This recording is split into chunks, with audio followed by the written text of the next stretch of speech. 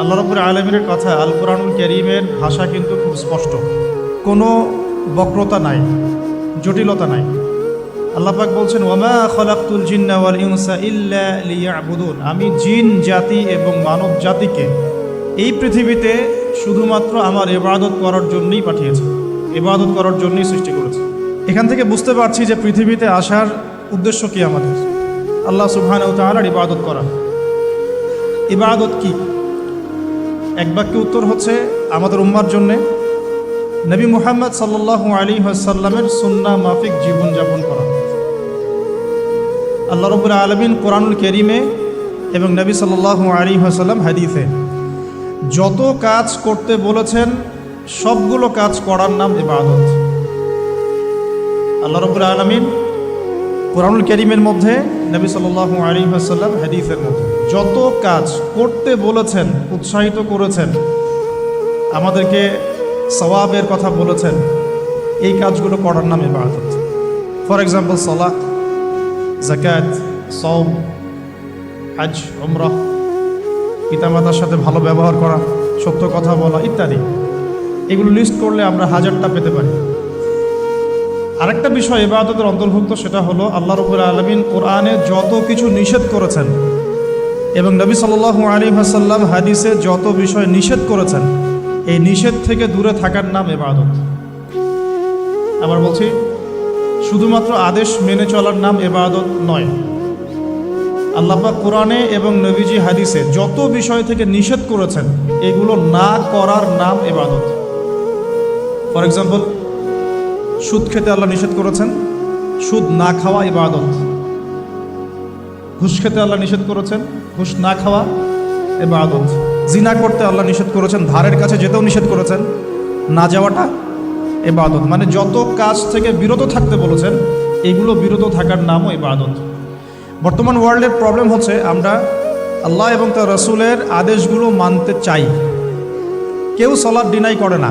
বেশিরভাগ লোকই সালাতকে রিসিভ করে, ডিনাই খুব কম মানুষই করে। কিন্তু যাকাত ডিনাই করে মানুষ, হজ উমরা ডিনাই করছে না, কিন্তু মানুষ সুদ থেকে বেঁচে থাকার ব্যাপারে কঠোরতা প্রদর্শন করছে না। মানে যে কাজগুলো করলে আমাদের কোনো সমস্যা হচ্ছে না, আমরা সেগুলো ঠিকই করছি, আর যেগুলো ছেড়ে দিলে আমাদের কষ্ট হচ্ছে, এগুলো আমরা করতে চাচ্ছি। ইবাদতের ডেফিনেশনটা আজকে আমরা একটু শিখে যাব, যে আল্লাহ রাব্বুল আলামিন যত কাজ করতে বলেছেন তা করার নামও যেমন ইবাদত, যেটা ছেড়ে দিতে বলেছেন ওইটা ছেড়ে দেওয়া ইবাদত। আমার চেহারা থেকে স্টার্ট করতে পারি আমি। নবী সাল্লাল্লাহু আলাইহি ওয়াসাল্লাম বলেছেন, খালিফুল ইয়াহুদা, ইহুদিদের বিরোধিতা করো, ওয়াল মুশরিকিন, মুশরিকদেরও। তারা গোঁফগুলোকে লম্বা করে, তোমরা ছোট করে ফেলো। তারা দাড়িগুলোকে কেটে ফেলে, তোমরা ছেড়ে দাও, লম্বা করে ফেলো। এই যে স্টার্ট হলো এখান থেকে, যেটা নবী করতে বলেছেন করলাম ইবাদত, যেটা ছাড়তে বলেন ছাড়লাম ইবাদত। তো আপনি আপনার বডি থেকে স্টার্ট করতে পারেন। আপনার ইস্তেনজা, ওযু, আপনার গোসল, আপনার সালাত, মসজিদে যাওয়া, মসজিদের পরে জিকির আজগার, তাসবিহ তাহলিল, কোরআন তেলাওয়াত, সামাজিক কৃষ্টি কালচার, এর মধ্যে ইসলাম আছে, সুন্নাহ আছে। ইকোনমি, আপনার ইকোনমিক সেকশন, আপনার পরিবার, মুআমালাত, এই যে বিষয়গুলো, প্রতিটা বিষয়ের মধ্যেই আমরা এমন কিছু বিধান পাই যেটা নবী সাল্লাল্লাহু আলাইহি ওয়াসাল্লাম থেকে প্রমাণিত, আল্লাহ রাব্বুল আলামিন আদেশ করেছেন। আবার কিছু কিছু বিষয় পাই যেগুলো আল্লাহ পাক নিষেধ করেছেন, নবীজি নিষেধ করেছেন। ইবাদতের ডেফিনেশনটা আমাদেরকে শিখতে হবে এভাবে, যে আল্লাহ এবং তার রাসূল যত কিছু করতে বলেছেন সেটা করাও যেমন ইবাদত, অ্যাট দ্য সেম টাইম তারা, মানে আল্লাহ এবং তার রাসূল সাল্লাল্লাহু আলাইহি ওয়াসাল্লাম যা যা নিষেধ করেছেন ছেড়ে দেওয়ার নাম ইবাদত। আমি আশা করি খুব সংক্ষিপ্ত করে বোঝাতে পেরেছি। বাকিটা আপনারা বাসায় পড়বেন। এখন আসুন, এখন আল্লাহ রাব্বুল আলামিন দুনিয়াতে যে পাঠিয়ে দিয়েছেন এই দায়িত্ব দিয়ে, এই ইবাদতের দায়িত্ব দিয়ে, আল্লাহ বলছেন আর কোনো কারণে সৃষ্টি করি নাই। তাহলে আমরা যে 50, 60, 70 বা 100 বছরের হায়াতটা পাচ্ছি, এই জীবনটার মূল উদ্দেশ্য তাহলে এটাই।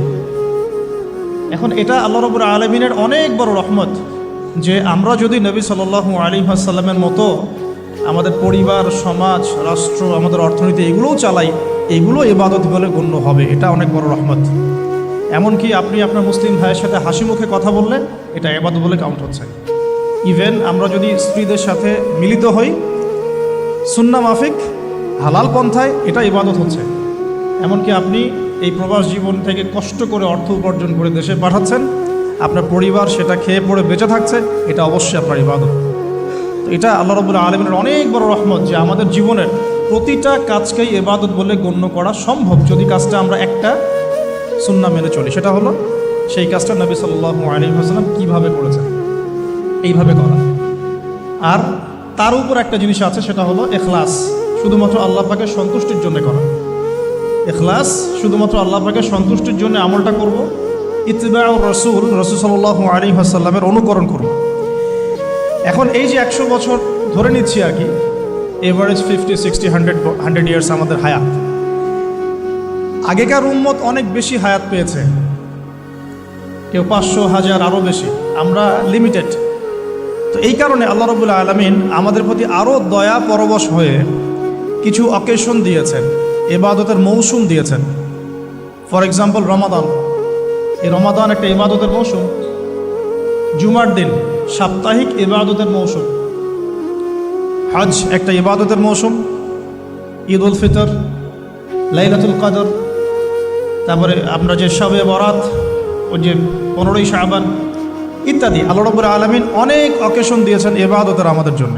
ঠিক এভাবেই 4টা মাসকে আল্লাহ সুবহানাহু ওয়া তাআলা হারাম করেছেন। হারাম মানে সম্মানিত। এখানে হারাম মানে কি? সম্মানিত। এখান থেকে একটু বোঝার চেষ্টা করুন।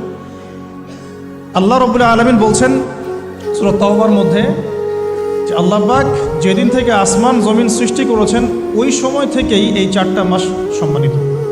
4টা মাস কি কে বলতে পারবেন? 1 নম্বরটা কি? যুলকাদা। 2 নম্বর না, রমাদান নাই।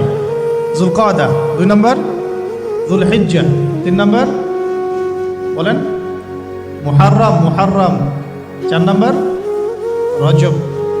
এই 4টা স্পেশাল হারাম মাস, আর রমাদান আরেকটা স্পেশাল। কয়টা হলো মোট? আচ্ছা, রমাদান সম্পর্কে অনেক লেকচার শুনেছেন, এটা আমি টাচ করছি না আজকে।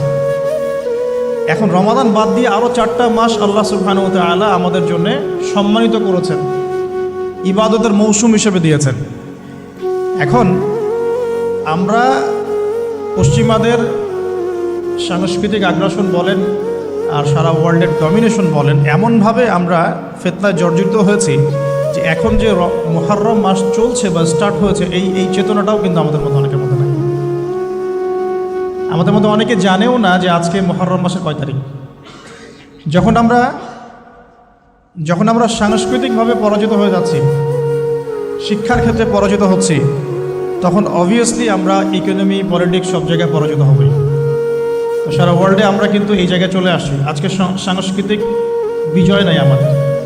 তো আজকে আমি স্মরণ করায় দেই যে এটা কিন্তু মুহররম মাস শুরু হয়েছে। আজকে কয় তারিখ? মাশাআল্লাহ। এখন আসেন, এই মাসটা নিয়ে কিছু কথা বলার সাথে সাথে অনেক গভীর কিছু বিষয় আছে। এই জায়গায় বুঝবেন কেন মুহররম মাস এত সম্মানিত, কি হয়েছে এই মাসে, আমাদের করণীয় কি, কিভাবে নবী সাল্লাল্লাহু আলাইহি ওয়াসাল্লাম এই মাস অতিবাহিত করেছেন, এই মাসের সাথে এই জামানার কি সম্পর্ক, আর এই জামানার বর্তমান ফিতনাগুলোর সাথে নবী মুসা আলাইহিস সালাম, আশুরা, ফিরআউন, এগুলোর কি সম্পর্ক, ব্যাপার বোঝার ব্যাপার আছে কিনা?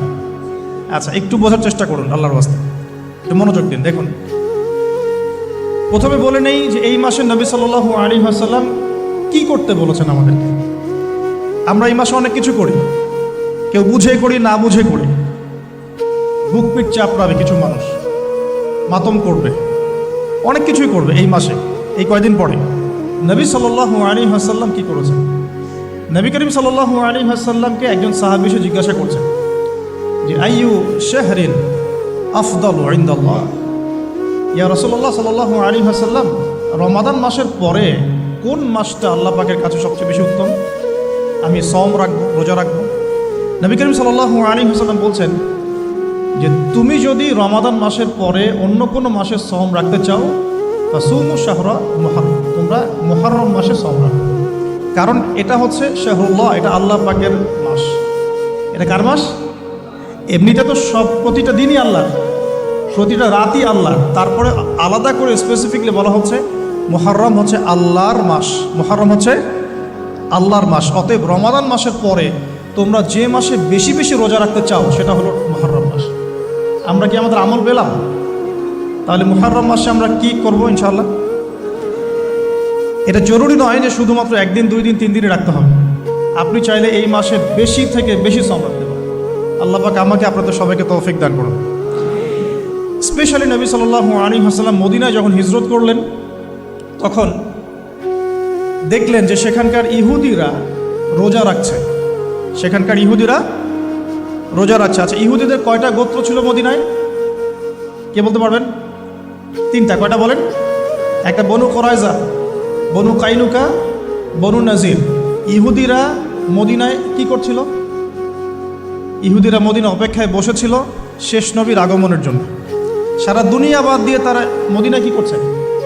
শেষ নবীর আগমনের জন্য অপেক্ষা করছে। এখন সারা দুনিয়া বাদ দিয়ে জেরুজালেমে কি করছে বলেন? দাজ্জালের আগমনের জন্য অপেক্ষা করছে। খুব সুন্দর করে বোঝার চেষ্টা করেন, এখানে অনেক কিছু আছে এই অংশটুকুর মধ্যে। মদিনা ইহুদিরা আগে থেকেই ঘাঁটি গেড়েছিল, কারণ তাদের তাওরাহ, জাবুর এবং যে ওল্ড টেস্টামেন্ট, নিউ টেস্টামেন্ট, এগুলোতে আছে যে শেষ নবী মুহাম্মদ সাল্লাল্লাহু আলাইহি ওয়াসাল্লাম আসবেন আরবের সম্ভ্রান্ত বংশ থেকে, যার নাম হবে আহমদ।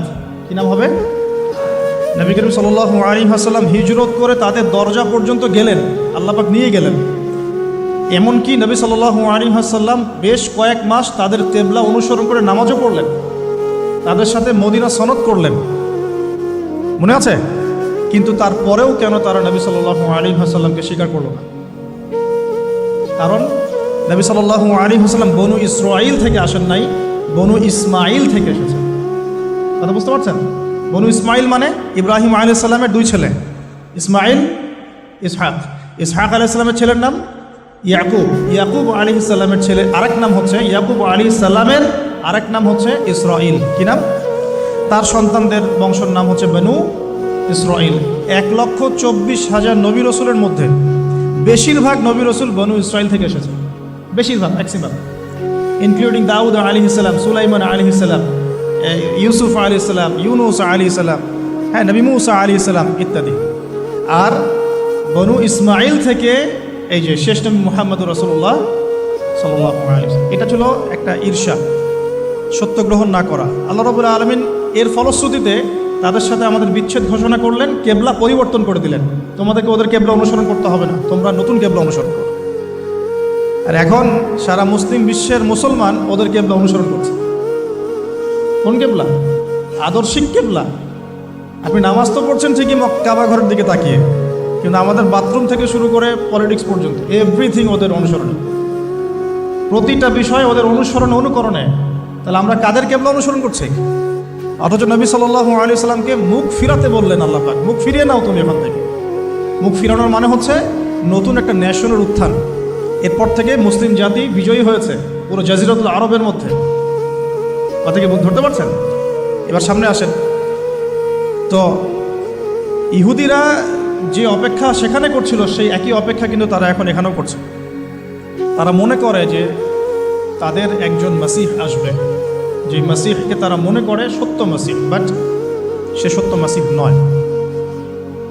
আল্লাহ রাব্বুল আলামিন তাদেরকে তাদের পাপের কারণে এমনভাবে আযাব এবং গজব পরীক্ষায় ফেলেছেন যে তারা মিথ্যা মাসিহকে সত্য মনে করছে।